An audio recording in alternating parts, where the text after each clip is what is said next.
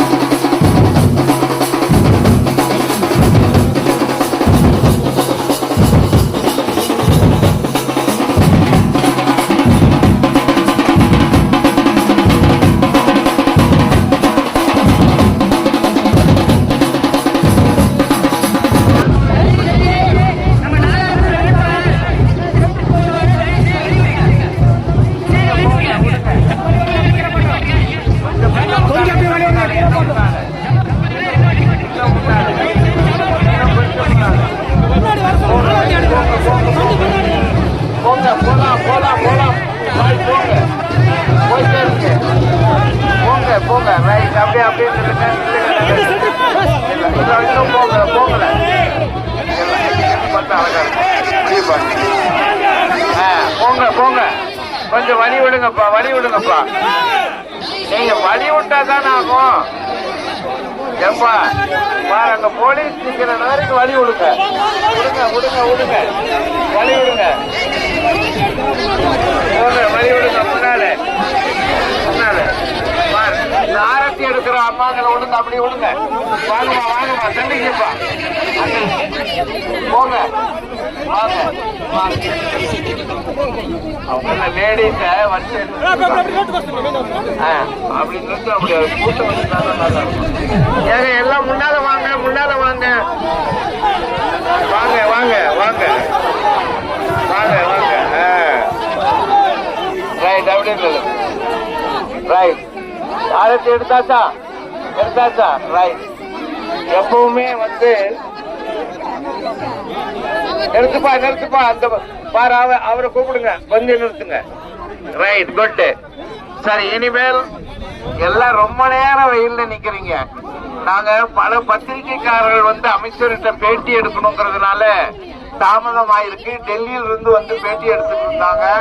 அதெல்லாம் வந்து இங்க வந்து சேர்றதுக்கு நேரம் ஆயிடுச்சு. எல்லாம் பொறுத்தருங்கன்னு கேட்டுட்டு உங்க ஆர்வத்தை நாங்கெல்லாம் ஏற்றுக்கொண்டு நீங்கள் ஆவலோடு எதிர்பார்க்கிற நம்முடைய வேட்பாளர் ராசா அவர்கள் இப்பொழுது வாக்கு சேகரிப்பார். வணக்கத்திற்குரிய கீழ்கொத்தகிரிவால் அமைச்சர் கீழ்கொத்தகிரிவால் பெரியவர்களே, தாய்மார்களே, வாக்காளர் பெருங்குடி மக்களே,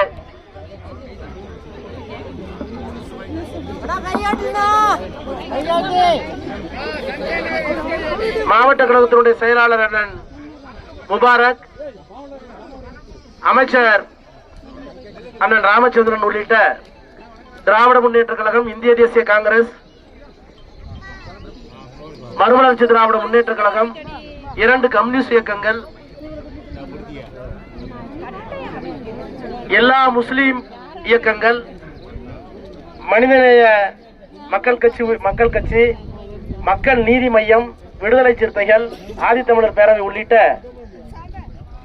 அனைத்து இந்தியா கூட்டணி கட்சிகளுடைய நிர்வாகிகளே, இந்த பகுதியினுடைய கழக தலைவர்கள் அன்பிற்குரிய பீமன், சுரேஷ், ராம்கோபால், மோகன்குமார், சுரேஷ், அமிர்தலிங்கம், சுண்டட்டி, காளி உள்ளிட்ட அருமை நண்பர்களே, உங்கள் அனைவருக்கும் என்னுடைய வணக்கத்தை முதலில் தெரிவித்துக் கொள்கின்றேன்.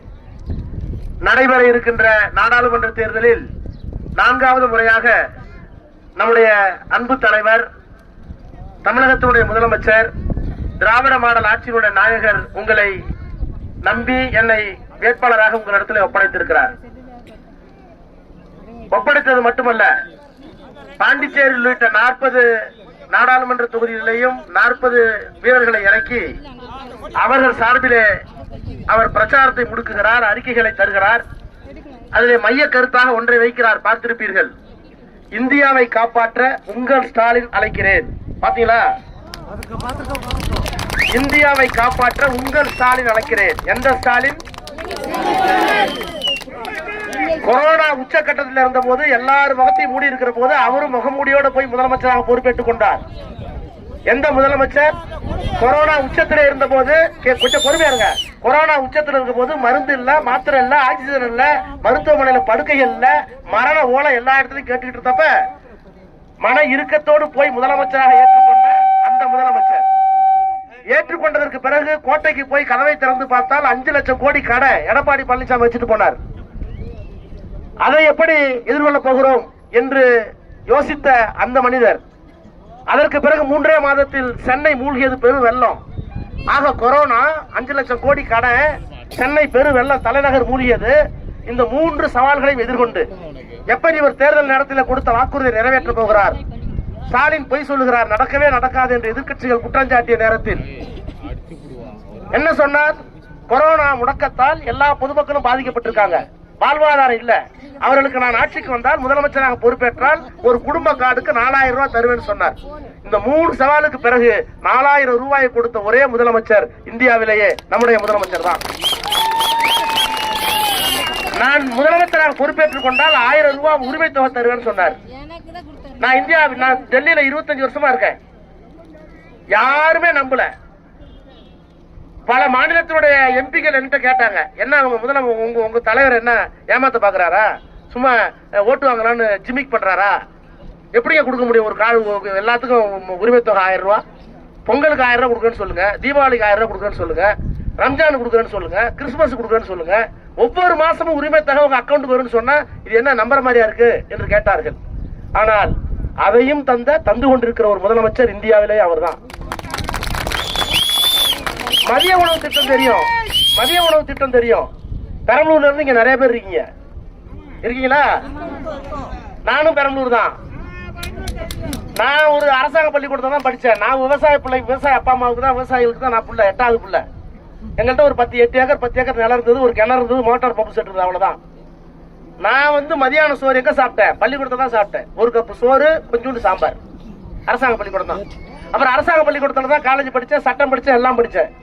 ஆனா அந்த மதிய உணவை கொண்டு வந்தவர் காமராஜர். அதை கொஞ்சம் பருப்பையும் காயும் சேர்த்தவர் எம்ஜிஆர். சத்துணவுன்னாரு. ஆனா உண்மையான சத்துணவு அதான இல்ல.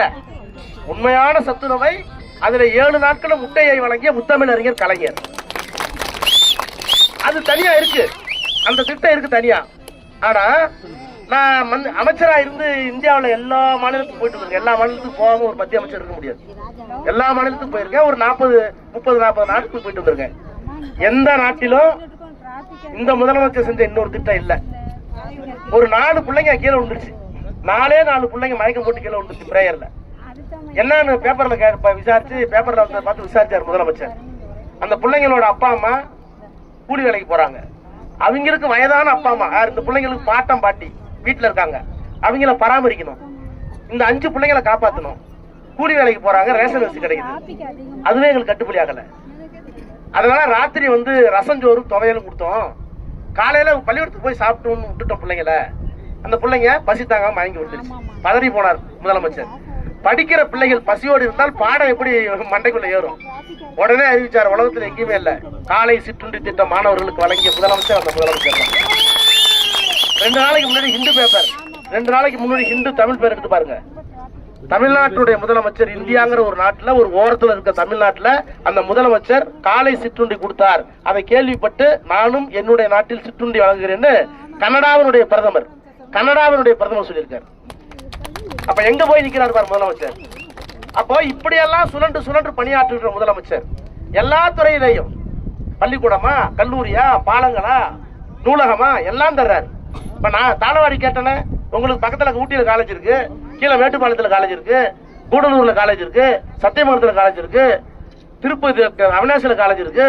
ஆனா தாளவாடின்னு ஒரு மலை இருக்குங்க. அந்த தாளவாடி மலையில அருந்ததிகள் அதிகமா இருக்காங்க, லிங்காயத்துகள் அதிகமா இருக்காங்க, பழங்குடியின மக்கள் அதிகமா இருக்காங்க. அங்க ஒரு பெண் கூட 18 வயசுக்கு மேல படிக்க வைக்கிறது இல்ல. ஏன்னா 6 மணிக்கு மேல யானை புலி வந்துடும். படிக்கணும்னா கீழே இறங்கி வரணும். அதனால என்ன பண்ணுவாங்கன்னா படிக்க வைக்க மாட்டாங்க, உடனே கல்யாணம் பண்ணி கொடுத்துருவாங்க. நான் அதை பார்த்தேன். எல்லா ஏரியாவும் நல்லா இருக்கு, இந்த மக்கள் மட்டும் கஷ்டப்படுறாங்களே, இது துண்டிச்சு கிடக்க, எதுவோடய சேரலையே, எந்த அதிகாரி வரமாட்டேங்கிறாங்களே, படிப்பே இல்லையேன்னு சொன்னேன். முதலமைச்சர்கிட்ட போய் சொன்னேன், அதுக்கு ஒரு காலேஜ் கட்டணுங்க, இல்லைன்னா நல்லா இருக்காது, அந்த பிள்ளையெல்லாம் படிக்கணும்னு. கேட்டுக்கொண்ட உடனேயே அங்கே காலேஜை கொடுத்து 16 கோடி ரூபாயில புதிய கட்டடம், 300 பிள்ளைங்க படிக்குது. என்ன கேட்டா என்னுடைய வாழ்நாளில் மன நிறைவா நான் ஏதாவது செஞ்சிருக்கேன்னு சொன்னா தண்ணி கொடுக்கறத விட, அதை கொடுக்கறத விட, இதை கொடுக்கறத விட, பாலம் கொடுக்கறத விட வருஷத்துக்கு 500 பேர் ராஜாவால் அங்கே படிக்கிறார்கள் என்றால் அதை விட எனக்கு பெருமை இல்லை. இதை தந்தவர் நம்ம முதலமைச்சர்.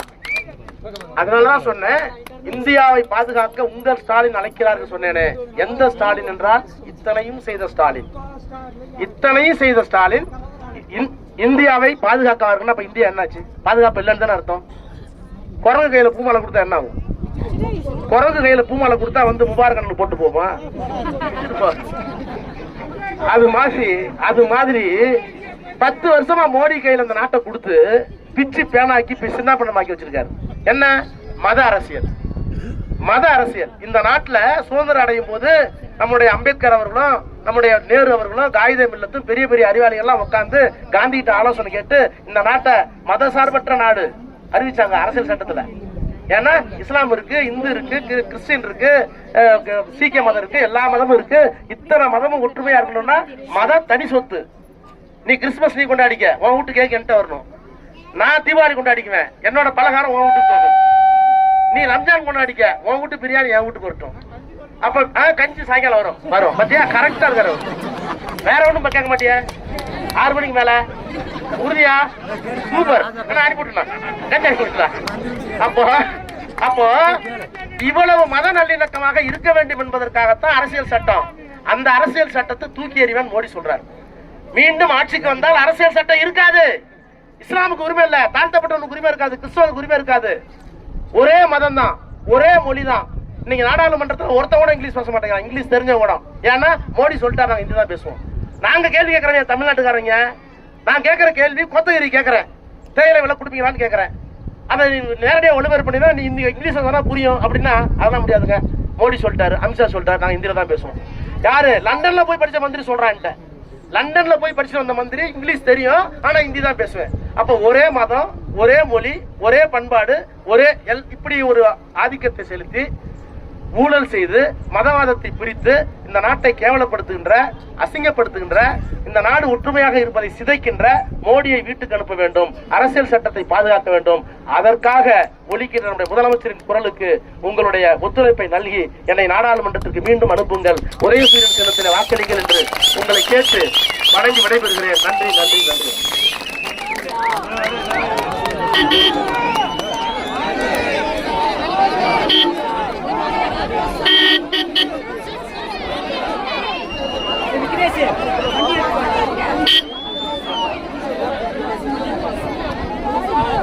வெற்றியின் சின்னமான உதயசூரியன் சின்னத்திற்கே வாக்குகளை தாருங்கள் வாக்காளர் பெருமக்கள் என கேட்டு இவன் வருகிறார். ராசா உதயசூரியன் சின்னம், முதல் சின்னம், முதல் பட்டன, ராசா அவர்களுக்கு உதயசூரியன் சின்னத்திலே வாக்குகளை தாருங்கள். வணக்கத்துக்குரிய வாக்கு